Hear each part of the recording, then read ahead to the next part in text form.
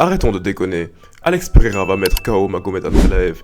Salut la zone, j'espère que vous allez super bien. Et aujourd'hui, on se retrouve dans une nouvelle vidéo dans laquelle je vais tout simplement vous donner mon avis très clair par rapport au main event de l'UFC 313. Bon, après, on va un petit peu parler de l'UFC, c'est-à-dire du combat entre Justin Gaethje et Rafael Fiziev. Mais là, aujourd'hui, je pense que il est temps qu'on arrête de trop déconner. Je vais même pas faire durer le suspense par rapport à ça. Les gars, Alex Pereira met KO Magomed Ankalaev, je pense qu'on est tous d'accord sur ça. Mais pourquoi est-ce que partout, que ce soit sur TikTok, Instagram, sur YouTube, partout, j'entends tout le monde dire « Ouais, Magomed Ankalaev, ça va être le plus gros challenge pour Pereira. Magomed Ankalaev va soumettre Pereira. Magomed Ankalaev va détruire Alex Pereira au sol et tout. » Les gars, en fait, je vais vous en parler plus pendant cette vidéo, ok. Mais le truc, c'est que Magomed Ankalaev a une lutte totalement surcotée. Je vous promets qu'il a une lutte totalement surcotée. Après... Un des points dont on va parler un petit peu plus tard en vidéo, bien évidemment, c'est le fait qu'il a également un striking qui est sous-coté. Mais en termes de lutte, moi je vous promets que Magomed Ankalaev, il va pas battre Pereira. Donc avant d'aller plus loin, comme d'habitude, je te conseille fortement de t'abonner à la zone avant que Alex Pereira vienne chez toi à 2h du matin et te mette un left hook. Et on va commencer tout d'abord par parler un petit peu du contexte du combat, ok. La raison pour laquelle c'est intéressant de parler du contexte du combat, c'est tout simplement parce que il a été noté pendant vraiment longtemps et ça a été une narrative qui a été vraiment poussée pendant super longtemps que Alex Pereira ne voulait pas ce combat. Et je peux pas du tout en vouloir aux personnes qui poussent cette narrative parce que ça en a l'air, tu vois. Magomed Ankalaev, après qu'il ait battu Jan Blachowicz, après qu'il ait fait un match nul contre Jan Blachowicz, normalement il devait peut-être avoir le mérite d'affronter le champion en titre qui était plus tard Alex Pereira. Mais non, on l'a fait attendre et après on l'a fait affronter Johnny Walker. Bon, je sais qu'à l'époque, Pereira n'était pas encore champion. Après, on l'a fait affronter Johnny Walker. Et également, il a eu un match nul encore par erreur. Et après ça, il a réussi à mettre KO Johnny Walker rapidement. Mais après avoir mis KO Johnny Walker, les gens restaient en mode bon, c'est pas suffisant, il peut pas directement affronter Pereira. Donc on l'a fait attendre pendant quelques mois. Après, on l'a fait affronter Alexander Rakic. Et après avoir affronté Rakic, encore jusqu'à présent, on disait que ouais, non, il mérite pas d'affronter Pereira et tout. La vérité, c'est juste qu'on avait un petit peu peur de voir comment est-ce que Pereira il pourrait se comporter face à un vrai lutteur. C'est ça la vraie cause. C'est pas que Ankalaev ne méritait pas ni quoi que ce soit. C'est juste qu'on a peur de se dire comment est-ce que Pereira pourrait faire contre un combattant qui est vraiment plus axé sur la lutte. On a vu que la dernière fois que Pereira s'est battu contre un adversaire qui a vraiment beaucoup lutté, c'était contre Jan Blachowicz et c'était vraiment pas très beau à voir. Moi, honnêtement, je me souviens que lorsque je regardais ce combat, j'avais l'impression que Blachowicz avait gagné. Mais en fait, le truc, c'est que ça, c'était un petit peu la narrative par rapport au combat. C'est un petit peu pour ça que l'on pensait que Pereira, il fuyait à Ankalaev. Et honnêtement, si tu me demandes, moi je te dis que honnêtement, moi aussi j'y crois. Moi aussi je crois au fait que Alex Pereira ne voulait pas ce combat parce qu'il y a des combats plus faciles dans la division. Si tu demandes à un striker s'il préfère affronter Jamal Hill ou Magomed Ankalaev, il va te dire tous les jours de la semaine Jamal Hill. Si tu demandes s'il veut affronter Khalil Rountree Jr. qui est numéro 8 ou Magomed Ankalaev qui est numéro 1, tous les jours de la semaine, il va te dire Khalil Rountree, c'est très clair. Et en plus, un autre point qui est également aussi important à prendre en compte, c'est le fait que, tu vois, aujourd'hui, on est le 4 mars. Le combat, ça va être le 8 mars, ce qui est donc en plein ramadan. C'est clairement en plein ramadan. Et donc, ça fait que Magomed Ankalaev va devoir perdre du poids tout en étant en état de ramadan. Donc, ça veut dire qu'il va être totalement déshydraté. Et Alex Pereira, il y a vraiment grave moyen il avait un petit peu pensé à ça et qu'il s'était dit que ce serait beaucoup plus facile parce que tu vois, quand t'es déshydraté, déjà, t'es beaucoup plus facile à mettre KO et on connaît le style de combat de Pereira. C'est vraiment un striker qui met des KO super rapides, tu vois. Donc peut-être qu'il a un petit peu pensé à ça, peut-être que ça s'est un petit peu basé sur ça, son avis. Mais en tout cas, tous les avis, ils pointe dans le sens que Pereira, il ne voulait pas ce combat et tout. Mais maintenant, aujourd'hui, ce combat, il est acté. Maintenant, aujourd'hui, c'est sûr que les deux vont se battre, à part, bien sûr, s'il y a une blessure ou un truc comme ça, et donc ça rendrait cette vidéo totalement irrelevant. Mais espérons déjà, pour commencer, que ce combat il ne soit pas annulé ni quoi que ce soit. Donc le truc c'est que, aujourd'hui, pourquoi est-ce que moi je m'assois devant cette caméra et que je te dis que Pereira il va battre Ankalaev, tu vois? En fait, dans les commentaires, vous aimez bien dire que ouais, Aliou, toi tu aimes bien essayer de prendre l'avis contraire de l'avis populaire, toi tu aimes bien dire que ouais, tel combattant, tout le monde l'aime bien, il est surcoté, ça déjà c'est faux. Et aujourd'hui, si c'était le cas, moi je vous aurais dit qu'Ankalaev il allait battre Pereira. Mais les gars, j'ai tellement confiance en Pereira. Je sais tellement à quel point Pereira, en fait, c'est juste un niveau différent. Et en plus, le truc, c'est que moi, j'ai l'impression que Pereira, peut-être qu'on a un petit peu tendance à sous-estimer son sol. Parce que les seuls moments où on a vu Pereira au sol, c'était quoi? C'était contre Adesanya, déjà, lorsqu'il était en middleweight, ça c'est il y a 2 ans et tout. Entre-temps, il a vraiment eu le temps de s'améliorer au niveau du sol et tout. La deuxième fois, c'était contre Jan Blachowicz également. Là, c'était vraiment beaucoup. C'était bien moins beau. C'était bien moins beau à voir. Mais le truc, c'est que Pereira, bah, malgré le fait qu'il n'ait peut-être pas la meilleure défense de takedown possible, bah, il se relève tout le temps. Il se relève automatiquement. Et en plus de ça, il a même pas vraiment une mauvaise défense de takedown.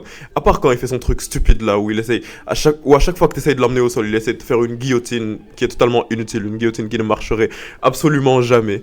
Laisse tomber, bro. T'es pas Dustin Poirier.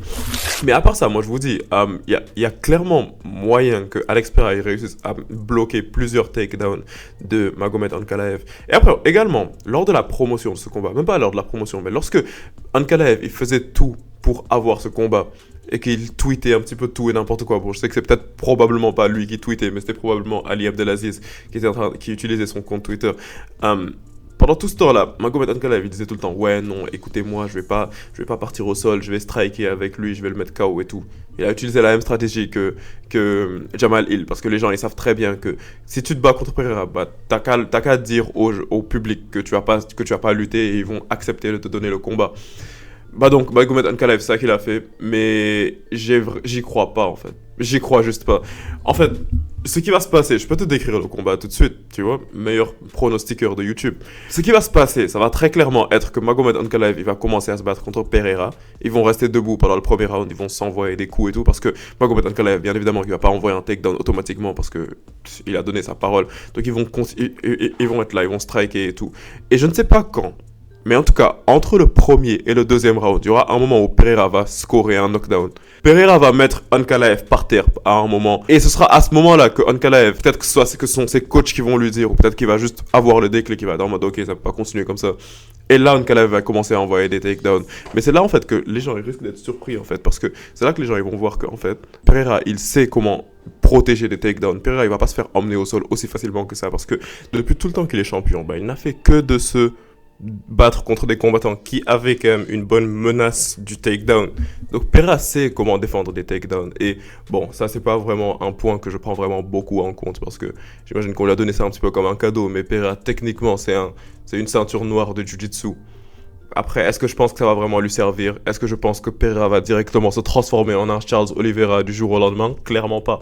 Clairement pas. Je sais que Pereira, dès qu'on va l'emmener au sol, il va essayer de tout faire pour se relever. Bien évidemment que Pereira va se faire emmener au sol plusieurs fois dans ce combat. Je ne le nie pas. Mais ce que je dis, c'est juste qu'il va pas se faire dominer au niveau du sol. Ça va pas être un truc en mode Khabib contre Conor. C'est clairement pas ce qui va se passer. En tout cas, j'imagine vraiment pas ça. Maintenant, le truc, c'est que je te jure, j'ai même pas envie d'imaginer le scénario dans lequel Ankalaev bat Pereira. En fait, ceux qui poussent cette narrative, juste expliquez-moi, pourquoi est-ce que vous préféreriez que Ankalaev soit champion plutôt que Pereira? Pereira, en fait, il a tout prouvé dans la catégorie. Il a vraiment tout prouvé. Il y a des combats super divertissants. Après, je sais que lui aussi, il ne parle pas anglais, que Ankalaev également, il ne parle pas anglais. Mais avec tous les trucs qu'il fait sur Instagram, genre tous les trucs qu'il fait, bah... Pereira, il est beaucoup plus divertissant qu'Ankalaev. Mais après, je prends pas je donne pas ce pronostic parce que j'ai envie que Pereira reste champion. Je donne ce pronostic parce que je suis quasiment sûr à 100% que c'est ça qui va se passer. Bah, Pereira, il va réussir à l'éteindre. Il y a un truc que j'avais dit en début de vidéo. C'était le fait que Ankalaev, il a une lutte qui est surcotée et il a un sol qui est sous-coté. Déjà, parlons de la lutte d'Ankalaev. Bon, ok, je sais que Ankalaev, c'est un lutteur d'intensité. Il a bien lutté contre Jan Blachowicz. Après, il y a un argument que j'aime bien sortir et que les gens n'aiment pas que je sorte, mais c'est que la première fois que Ankalaev, il a vraiment essayé de se baser sur sa lutte et qu'il a vraiment essayé de terminer un adversaire au sol et tout, en fait, il s'est fait soumettre par Paul Craig. Donc c'était peut-être pas le meilleur bail. Bien évidemment, il a clairement pas la meilleure lutte, tu vois. Et en fait, c'est juste à cause de son nom de famille, j'ai l'impression que les gens, ils surcotent sa lutte à ce point. Mais c'est pas le meilleur lutteur de l'UFC, clairement. Par contre, là où je te dirais qu'il est sous-coté, bah, c'est clairement au niveau de son striking. Parce que Ankalaev, il a vraiment un bon striking. Il a un style de combat, de boxeur, tu vois. Et c'est un petit peu... Et c'est genre, regarde tout simplement comment il a mis KO Johnny Walker. Et comment il mettait la pression sur Rakic. Bien évidemment, c'est pas le combattant qui va avoir le plus de finish, très clairement pas. Mais tu vois, depuis le début de sa carrière, bah, Ankalaev, il a mis Vlad KO. Et c'est un combattant qui est vraiment axé sur la boxe. Et on a eu à voir récemment avec Adesanya et tous les combattants qui l'ont battu que la kryptonite pour un kickboxer, la majeure partie du temps, c'est même pas un lutteur, mais c'est un boxeur en tant que tel. Donc ça, imagine un scénario dans lequel Magomed Ankalaev met KO Pereira. Là, je pense qu'on est tous en PLS. Mais honnêtement, je pense pas que c'est un truc qui va se passer, pour être totalement transparent. En tout cas, moi, c'est comme ça que je vois ce combat se passer. Bon, comme je t'avais dit, on va parler rapidement avec Justin Gaethje contre Rafael Fiziev. Comme je te l'ai dit, on va vraiment en parler super vite. Gaethje, vainqueur par décision unanime au bout du 3e round. J'ai l'impression que ça va être un combat qui va être plutôt similaire au premier combat. Gaethje, on voit que depuis environ son combat contre Tony Ferguson, il suit vraiment beaucoup les conseils de son coach, en la personne de Trevor Whitman. Donc Gaethje, c'est plus vraiment le genre de combattant qui va sauter, genre vraiment entrer dans le combat, donner tout du début à la fin. Donc Gaethje, maintenant, il est beaucoup plus patient. Et j'ai pas l'impression que le fait qu'il se soit fait mettre KO l'année dernière, ça va avoir un très gros changement parce que Gaethje, il s'est fait TKO, je ne sais pas combien de fois dans sa carrière. Ok, je sais qu'un KO cold comme ça, il ne s'en est pas encore pris, mais il s'est fait TKO, je ne sais combien de fois dans sa carrière. Ça l'a jamais fait changer son style de combat. Donc je suis quasiment sûr à 100% que ça va pas vraiment trop déranger. Après, il y a aussi Rafael Fiziev. Il devra vraiment faire très attention à la menace des leg kicks de Justin Gaethje parce qu'ils sont vraiment très dangereux. Étant donné en plus qu'il s'était blessé récemment à la jambe, Rafael Fiziev, bon, peut-être pas si récemment que ça, mais en 2023, il s'était blessé à la jambe. Donc peut-être qu'il peut y avoir des séquelles. Donc honnêtement, moi je vois Justin Gaethje gagner par décision unanime au bout du 3e round. Bon, au bout du 3e round, mais le combat se termine en 3 rounds. Et également, ça me rappelle un autre point que j'ai oublié d'évoquer par rapport à Justin Gaethje par rapport à Alex Pereira contre Magomed Ankalaev. C'est juste la menace des coups de pied, genre je veux dire des leg kicks. Bro, Alex Pereira, il a des leg kicks les plus dangereux à l'UFC. Et ça, on n'en parle littéralement pas assez. Alors que Magomed Ankalaev, il a un style de combat de boxe et que Magomed Ankalaev, il réagit très mal au leg kick. Tu peux directement checker son combat qu'il a eu contre l'autre, Jan Blachowicz. Ça a clairement été exposé. Mais bon, en tout cas, dis-moi ce que tu en penses dans les commentaires. Comme d'habitude, je suis pressé de te lire. Et si ce genre de vidéo te plaît, je te conseille tout simplement de t'abonner à la zone. Et on se capte bientôt pour une prochaine vidéo, la famille. Peace out.